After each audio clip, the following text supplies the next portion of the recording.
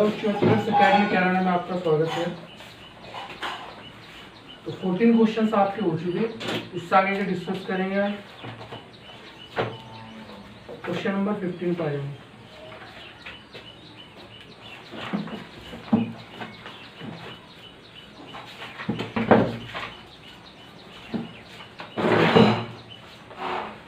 Question number 15 देखेंगे भाई।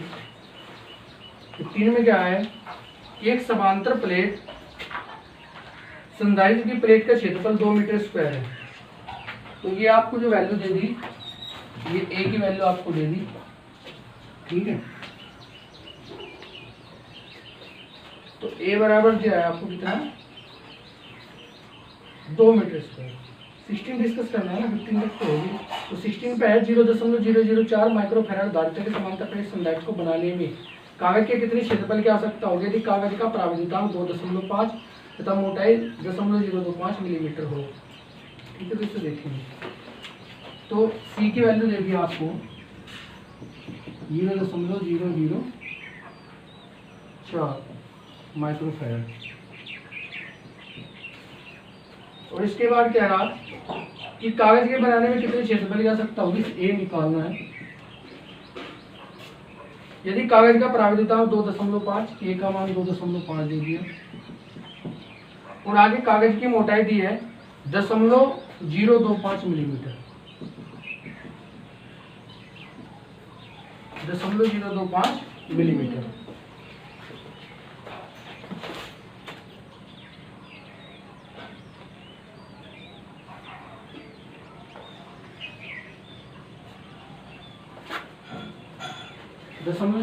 Millimetre इसका आगे डिस्कस करते हैं इसमें।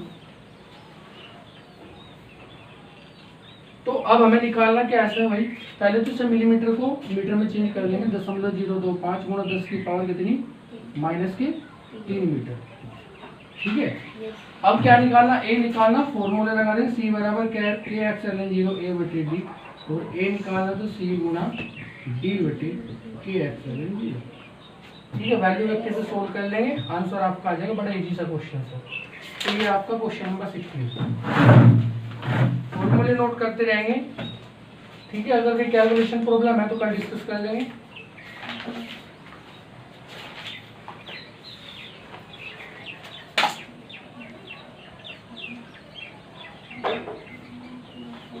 क्वेश्चन नंबर 17 की ओर चलते हैं।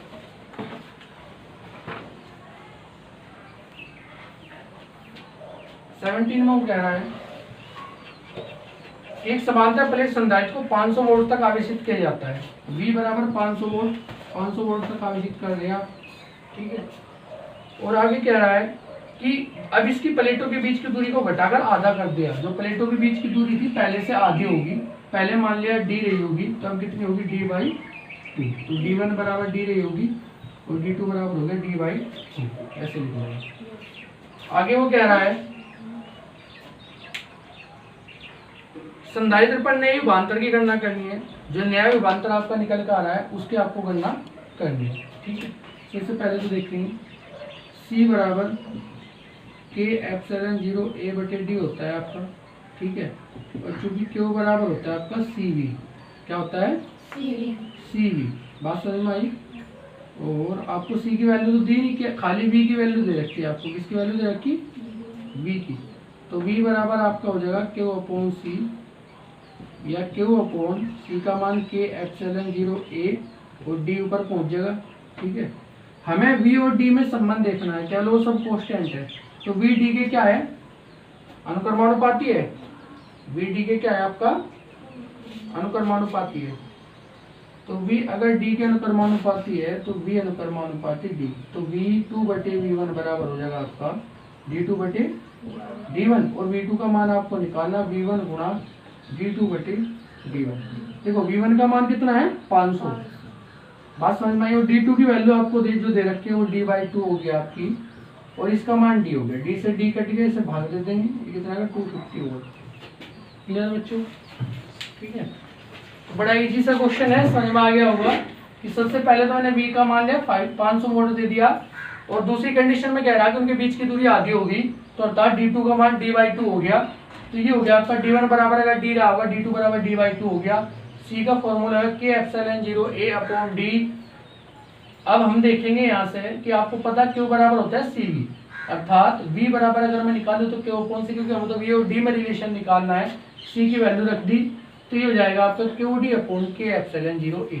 मीन्स अगर मैं यहाँ से देखूं तो v d के डायरेक्टली प्रोपोर्शनल है, अनुपाती है, अर्थात हमें v2 की वैल्यू फाइंड करनी है तो v2 upon v1 equal to हो जाएगा आपका d2 अपॉन d1, या v2 बराबर v1 cross d2 upon d1, और यहाँ से क्या करा v1 का वैल्यू 500 रख दी और into d upon 2d, d से d कट गया और 2 से कट गया 250 वोल्ट। क्लियर है भाई, हो गया?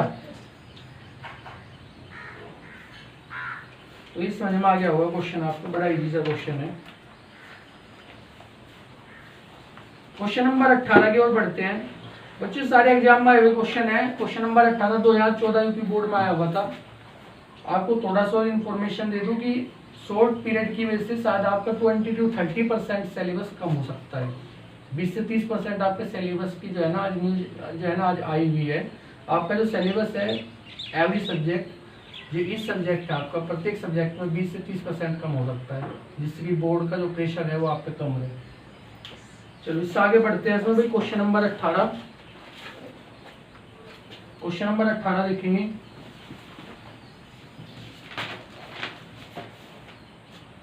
अठारह में वो कह रहा है कि एक समांतर प्लेट वायु संधारित्र की धारिता 2 माइक्रोफैरड है। तो धारिता दे दी भाई, कितनी दी है? 2 माइक्रोफैरड। अब हमें नहीं पता कि एक है दो है, आगे देखेंगे। जब इसकी प्लेटों के बीच की दूरी के 3/4 मोटाई की के प्रावधान की प्लेट रखी जाती है। कितनी मोटाई बता दी भाई? 3/4। तो पहले तो डी रही होगी, d1 का मान डी रहा होगा, तो फिर d2 बराबर कितना होगा? 3/4 पहले भी, ठीक है। 3/4 मतलब 3/4, तो 3/4 हो गया आपका। आगे क्या कह रहा कि के प्रावधान की प्लेट रखी गई है तब संधारित्र की धारिता 4 माइक्रोफैरड हो जाती है। देखो तो C1 का मान ये रहा होगा, वो C2 का मान हो गया 4 माइक्रोफैरड। पहले जो प्रावधान रहा वो K रहा, ठीक है। अब आगे क्या कह रहा है देखेंगे। तो कह रहा है K का मान ज्ञात कीजिए जहाँ प्लेटों का तथा प्रायोजित प्लेट का क्षेत्रफल समान है। क्षेत्रफल क्या है आपका? मान लिया A1 बराबर A2 बराबर A। क्वेश्चन के अनुसार चलते चले जाएंगे, आंसर अपना आप आ जाएगा, ठीक है। क्वेश्चन के अनुसार चलेंगे तो आंसर अपने आप आ जाएगा।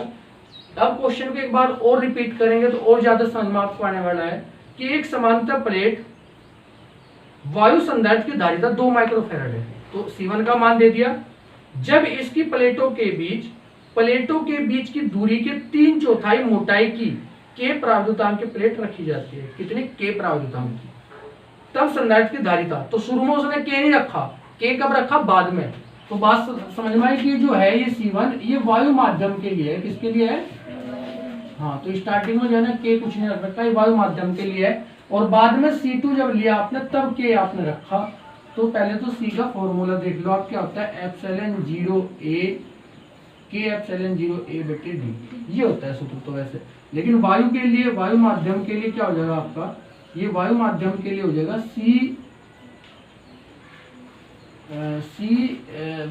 C1 बराबर के एप्सिलॉन 0A बटे D1। इसका एक छोटा सा रास्ता भी मैं आपको बता सकता हूँ, क्योंकि आपने जो है ना पढ़ रखा है।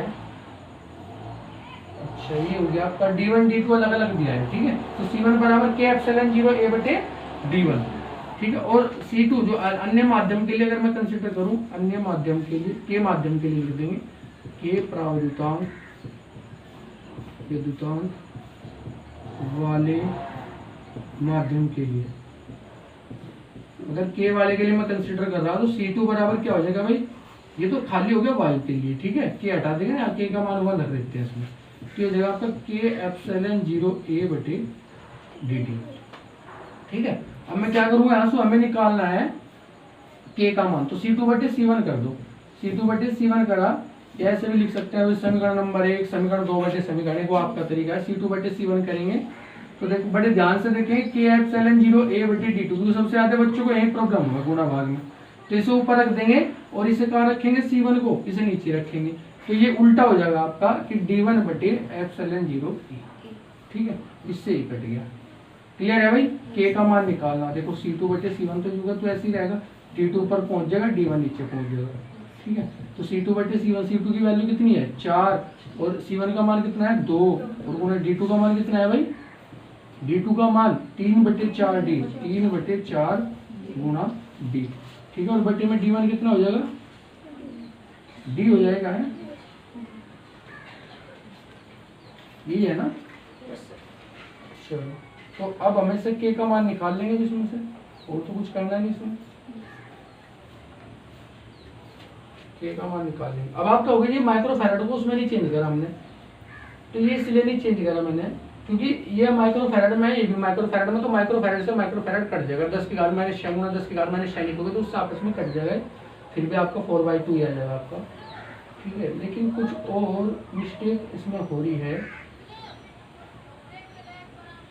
D से D तो कट ही जाएगा, 4 से 4 कट जाएगा, लेकिन इसमें जो आंसर आ रहा है वो 3 आ रहा है, हमारा 3/2 आ रहा है। कहीं और मिस्टेक देखोगे छोटे में आपको, प्लेटों के बीच की दूरी के 3/4 मोटाई की के प्रावधान की प्लेट रखी है, तो मोटाई पहले से क्या होगी 3/4 होगी। के का मान आपको इसमें कंसीडर करना है।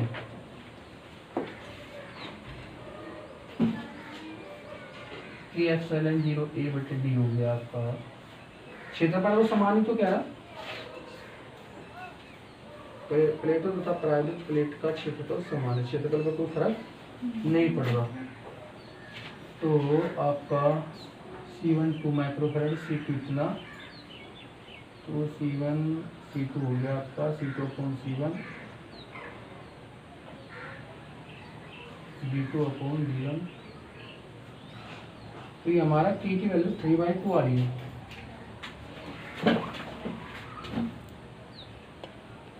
इसमें बच्चों हमें क्या करना पड़ेगा भाई, ये थोड़ी सी हमारे से मिस्टेक हुई है इस क्वेश्चन में कि हमें इसमें मोटाई वाला सूत्र लगाना पड़ा है, क्योंकि मोटाई की बात हो रही है और मोटाई वाला कौन सा फॉर्मूला, टी वाला, कि अगर टी नाम की जो है ना आपकी पट्टी जो है ना उनके बीच में भर दें तो वो वाला फॉर्मूला आपको यूज करना है।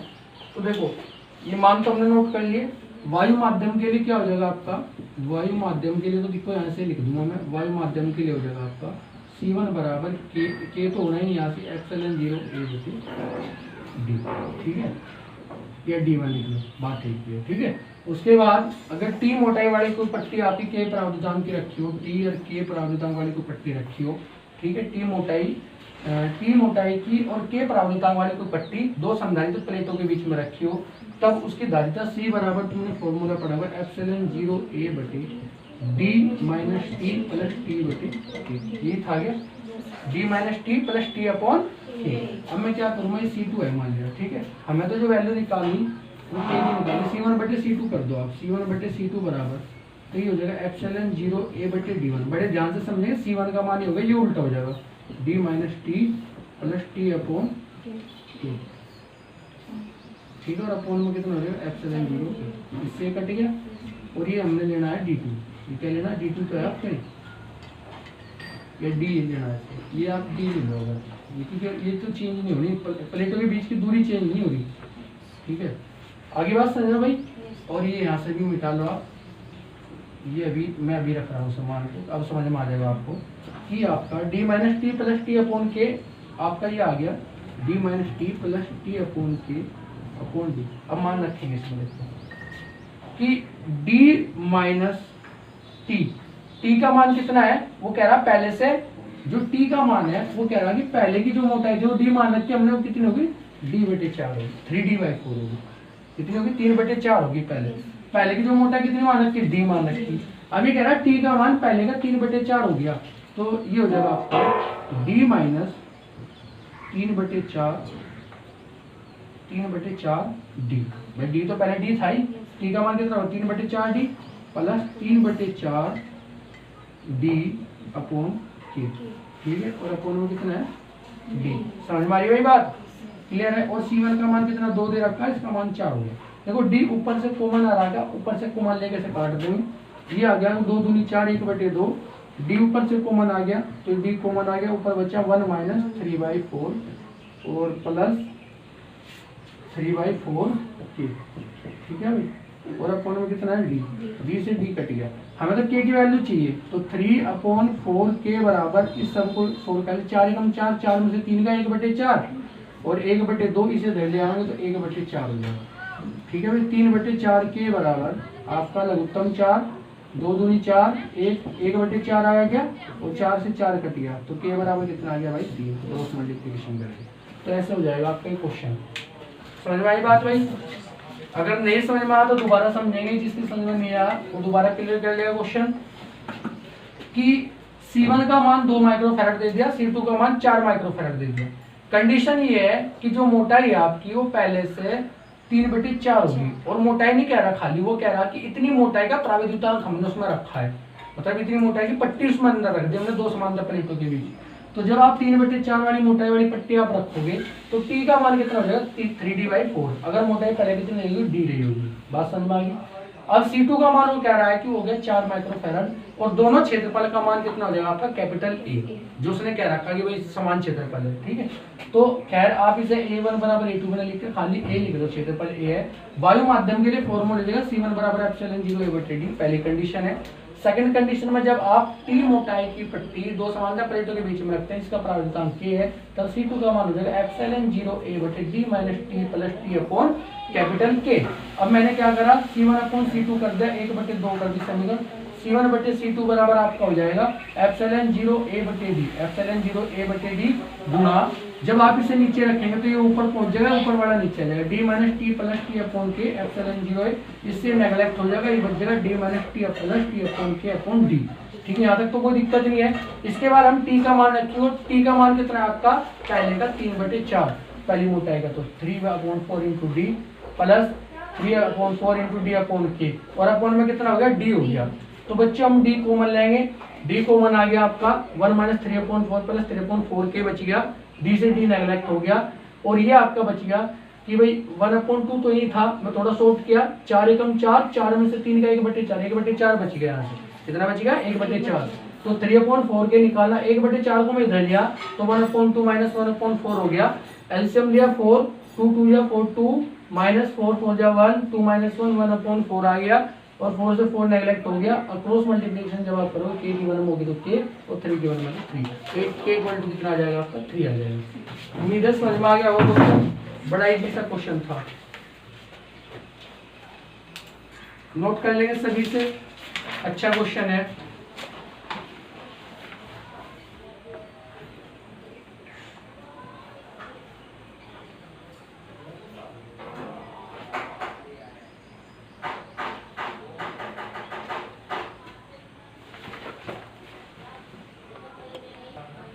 क्वेश्चन नंबर 19 पा लेंगे। एक समांतर प्लेट संधारित्र की प्लेटों का व्यास 6 सेंटीमीटर है, प्लेटों का व्यास कितना दे दिया 6 सेंटीमीटर है, तो ये मान हो गया जिसका 2r बराबर 6 सेंटीमीटर। ठीक है, r बराबर अगर आप निकाल लेंगे 3 सेंटीमीटर, और मीटर में चेंज करेंगे तो 3 गुणा 10 की घात माइनस 2 मीटर। ठीक है, ऐसे हो जाएगा आपका, r का मान निकलेगा भाई। आगे क्या कह रहा हो, देखो पढ़ो, आगे वो कह रहा है कि तथा उसमें परावैद्युत रूप में वायु है, यदि इस संधारित्र की धारिता 200 सेंटीमीटर व्यास वाले गोले के समान है। वो कह रहा है धारिता किसके बराबर है भाई, गोले के आयतन के समान है। समझो बात को, वो क्या कहना चाह रहा है, वो कह रहा कि धारिता 200 सेंटीमीटर व्यास वाले गोले के समान है, तो गोले के समान, गोले का आयतन के समान ही तो होगी धारिता, या नहीं? तो हम जो है, मैं सीधा एक फॉर्मूला लिख रहा, तुम्हें इसी से समझ में आ जाना चाहिए, आयतन के गोले की धारिता के समान है। ठीक है, तो मीन्स क्या हो जाएगा आपका, गोले का जो व्यास दिया है, गोले की त्रिज्या r बराबर 1 मीटर हो जाएगा, 100 सेंटीमीटर दे रखा, स्मॉल r बराबर कितना आता है तुम्हारा 3 गुणा 10 की घात माइनस 2 मीटर आ जाएगा। ठीक है, क्वेश्चन नंबर है आपका 19। ठीक, तो वो कह रहा है कि गोले की जो धारिता है वो संधारित्र की धारिता है गोले की धारिता के समान है। तो मीन्स फॉर्मूला हो जाएगा आपका C बराबर 4 पाई एप्सिलॉन 0 r, C बराबर 4 पाई एप्सिलॉन 0 r। यहाँ लिख देंगे संधारित्र की जो धारिता है, संधारित्र की धारिता C बराबर गोले की, अब आप तो वही बोलेगा तो आयतन का सूत्र धारिता तो आयतन का सूत्र होगा, और धारिता क्या होगा, 1/4 पाई आर की घात में वो वाली धारिता, धारिता अलग है भाई, संदर्भ की धारिता की बात, आयतन की बात नहीं कर रहे, ठीक है। तो धारिता तुमने गोले की धारिता का फॉर्मूला निकाला था क्या, C बराबर 4 पाई एप्सिलॉन 0। तो वही स्थिति उसने कही कि जो एक संधारित्र की धारिता है वो किसके बराबर 4 पाई एप्सिलॉन 0, और संधारित्र कैसा है, जो वायु माध्यम में रखता है, एप्सिलॉन 0 A/D बराबर 4 pi epsilon 0 capital R। Value किसकी निकालनी, वैल्यू निकालनी है प्लेटों के बीच की दूरी D निकालना है, ठीक है। क्या निकालना, D। अब देखो यहाँ से एप्सिलॉन 0 A का मान कितना कर देंगे, पाई R square, small r square होगा ना, क्योंकि ये किसका है, छोटे के लिए है। तो अब देखेंगे यहाँ से भाई एप्सिलॉन 0 गुना पाई R स्क्वायर, गुना पाई R स्क्वायर, और बटे में कितना हो गया D, और ये हो गया 4 पाई एप्सिलॉन 0। जो कटता है उसे काट दो, ये कटेगा गया, पाई से पाई कटेगा गया, और D का मान निकाला तो स्मॉल r स्क्वायर बटे कैपिटल R हो जाएगा क्या भाई, ये इधर चले जाएगा, इसके अपोन में आ जाएगा। R का मान बताओ कितना था, 3 गुना 10 की घात माइनस 4 हो जाएगा गया, और बटे में कैपिटल R का मान 1, तो 9 गुना 10 की घात माइनस 4 मीटर। बताओ समझ में आ रहा है, ठीक है। एक मिस्टेक और होगी इसमें कि 4 हमने छोड़ दिया, ये वाला 4, ये वाला 4 भी तो रहेगा इसमें, ये इसे 4 को बोल रहे हो, भाग देना भाई से, 4 दूनी 8, एक बच्चा 4 दूनी 8, 4 पंजे 2.5 गुना 10 की घात माइनस 4 मीटर। तो इतना भी आसान, इतनी दूरी होगी दोनों समांतर प्लेटों के बीच, ठीक है। दूरी निकालनी थी आपको।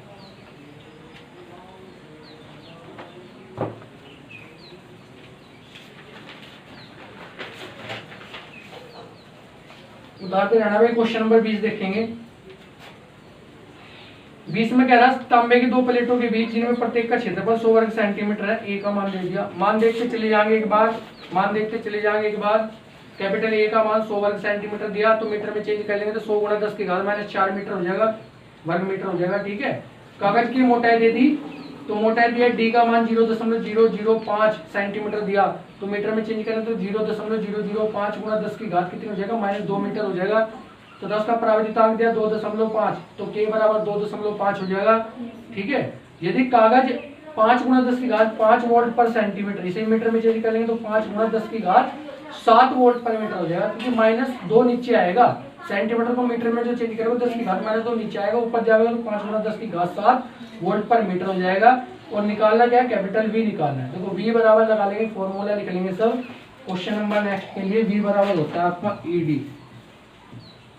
ये है क्वेश्चन नंबर 20। तो V बराबर क्या लगा देंगे, ED, E का मान पता है, D का मान पता है, इससे कर देंगे, ठीक है।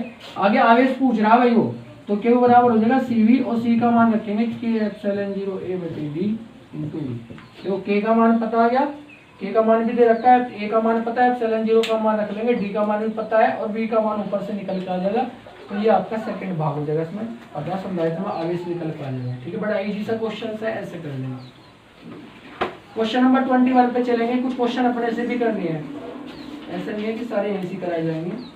एक समांतर प्लेट संधारित्र की प्लेटों के बीच की दूरी 1 सेंटीमीटर, तो D बराबर 1 सेंटीमीटर बराबर 1 गुणा 10 की घात माइनस 2 मीटर हो जाएगा। तथा प्लेट क्षेत्रफल कैपिटल A बराबर दिया है 0.01 मीटर स्क्वायर। इसको 150 वोल्ट विभवांतर से आवेशित किया गया है, तो कैपिटल V बराबर 150 वोल्ट। आवेशन बैटरी को हटाकर संधारित्र की प्लेटों के बीच में K परावर्तितांक रख दिया, मतलब कितना 7 रख दिया, K बराबर 7 हो गया। परावर्तित माध्यम में विद्युत क्षेत्र की तीव्रता निकालनी है, विद्युत क्षेत्र की क्या निकालनी, तीव्रता। देखो भाई, सबसे पहले क्या करेंगे आप समझ रहे हैं, क्वेश्चन नंबर 21 मान तो आपने नोट कर ही लिए होंगे। क्वेश्चन नंबर 21 देखेंगे। क्वेश्चन नंबर 21 में क्या कि भाई D के और A के और V के मान दे दिए, E का मान पूछ रहा, Q बराबर होगा C0 V0, वायु माध्यम का होगा, ये हो गया आपका K माध्यम का, दोनों का आवेश समान रहेगा, आवेश का आपका समान है, और आवेश समान है तो ये हो जाएगा आपका सूत्र C0 V0 बराबर K आ जाएगा ना यहाँ से C0 V, K C0 V। K C0 कहाँ से आ गया, क्योंकि C और C0 में क्या संबंध है, K का तो संबंध है। आपने K का फॉर्मूला पढ़ा था, K बराबर क्या था, C/C0, ये तो था। यहाँ से अगर मैं C का मान निकालूं तो K C0 हो जाएगा, ये रख दिया यहाँ पे, C0 से C0 कट गया। अगर मुझे यहाँ से क्या निकालना, V निकालना हो तो कैसे निकालेंगे, V बराबर V0 बटे T। तो V0 आपको दे रखा होगा, कितना दे रखा है V0 का मान 150 और बटे 7, 7 दूनी 14 और एक इधर 7 एकम 7 चौक 28, 21.4 अप्रोक्सीमेटली 4-3 वोल्ट आपका ये आ जाएगा V का मान। ठीक है भाई, तो V का मान निकल के आ गया। अब निकालना क्या है, E, तो E बराबर लगा दूँ V बटे D। अब तो कुछ पूछने की रहेगी, V का मान रखो, D का मान रखो, भाग कर दो, उत्तर आ जाएगा इसका। ठीक है, क्वेश्चन नंबर 22 बड़ा इजी सा क्वेश्चन है, बस फॉर्मूला बेस है। एक समांतर पट्ट संधारित्र 6 मिलीमीटर मोटी आवरण की प्लेट से आंशिक रूप से भरा हुआ है। 6 मिलीमीटर की प्लेट दे दी, तो D का मान कितना हो गया भाई, सॉरी T का मान कितना दिया, 6 मिलीमीटर, तो 6 गुणा 10 की घात माइनस 3 मीटर लिख दूंगा डायरेक्ट।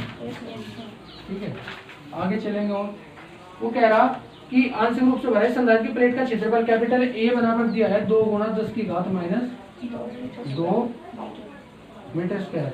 उनके बीच की दूरी 0.01 मीटर, 0.10 मीटर उनके बीच की दूरी है, तो बीच की दूरी B बराबर 0.01 मीटर। और आगे कह रहा है वो तथा गुणज का प्राविधान 3 हो, तो K का मान दे दिया 3, और क्या निकालना, C निकालना। देखो डायरेक्ट फॉर्मूला लगाएंगे और कुछ करना ही नहीं है इसमें क्वेश्चन में, एप्सिलॉन 0A बटे D minus T plus T upon K, बस इसमें मान रखो, C का मान निकालो, और कुछ नहीं करना है आपको, केवल इसमें मान रखना है और C का मान निकालना है, खाली कैलकुलेशन करनी है। क्वेश्चन नंबर 23वां क्वेश्चन देख लेंगे, और तुम्हें लगेगा कि 23वां क्वेश्चन आपका ऐसा क्वेश्चन है जैसे आपने पहले कर लिया हो।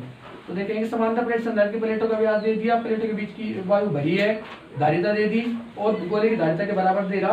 क्वेश्चन नंबर 19 और 23 बिल्कुल सेम है, 19 और 23 बिल्कुल सेम है, 19 की तरह ही करना है बिल्कुल, बस संख्या चेंज है और कुछ भी चेंज नहीं है, सेम वही प्रोसीजर। 19 और 23 सेम है, ठीक है, नोट कर लेंगे, 19 और 23 सेम है। क्वेश्चन नंबर 24 पर आ जाएंगे, एक गोले संधारित्र की धारिता ज्ञात कीजिए जिसके गोलों की त्रिज्या 0.50 मीटर है। तो भाई R का मान, स्मॉल r का मान दे दिया, नोट कर लेंगे, स्मॉल r बराबर 0.50, ठीक है, और तथा कैपिटल R का मान हो गया 0.60, क्योंकि बड़ी त्रिज्या के लिए कैपिटल R, ठीक है। और इसके बाद कह रहा है गोलों के बीच रखे पदार्थ का प्राविधान 6 है, K का मान कितना दे दिया, 6 दे दिया, K का मान कितना दे दिया, 6 दे दिया आपको। तो देखो कैसे करेंगे भाई सर,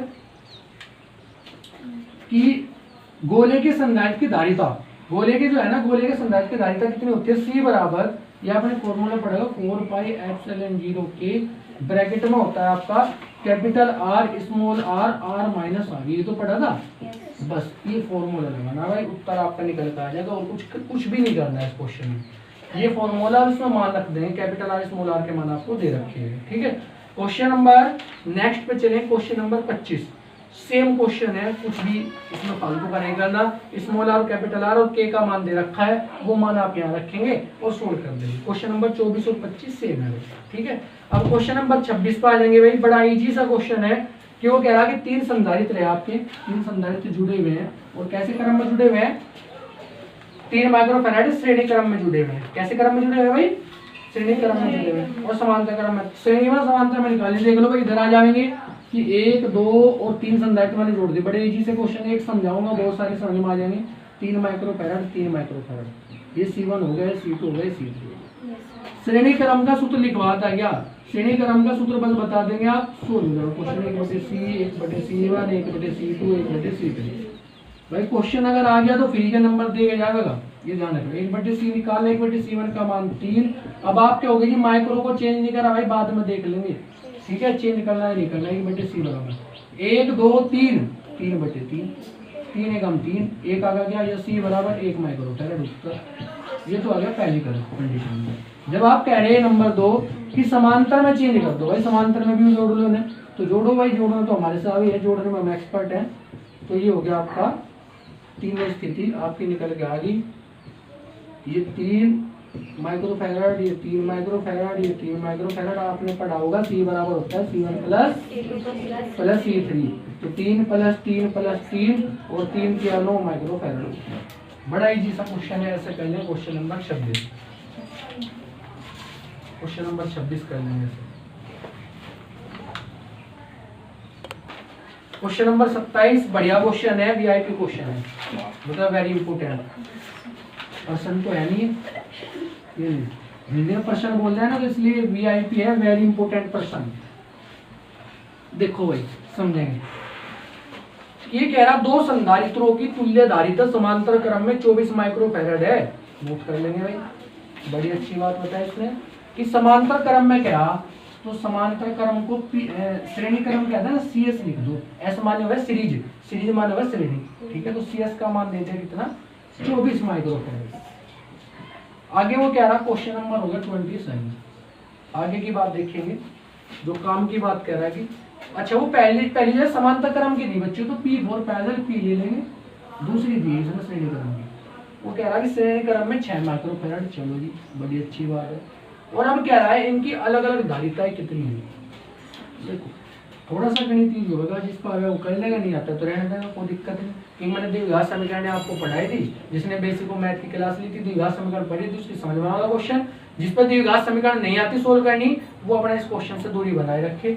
सीपी का मान हो गया, सीएस का मान हो गया। इससे आगे डिस्कस करेंगे हम कि सबसे पहले समांतर क्रम के लिए सीपी बराबर होगा आपका C1 C2 बटे C1 प्लस C2। लिखवाता है सीपी का मान 24 हो गया, 24 C1 C2 बटे C1 प्लस C2। ठीक है भाई, क्लियर है। समीकरण नंबर 1 ले लीजिए, यहाँ तक तो कोई दिक्कत नहीं है।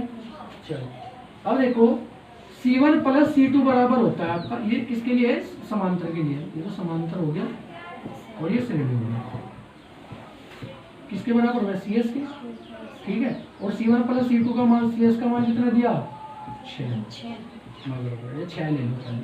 तो समीकरण नंबर 2, 1 और 2 में कुछ समझ में आएगा मैटर, इसमें समझ में आता, यहाँ 6 रख दो, ये समझ में आ रहा होगा कि C1 प्लस C2 का मान 6 है, यहाँ रख दो समीकरण 1 में।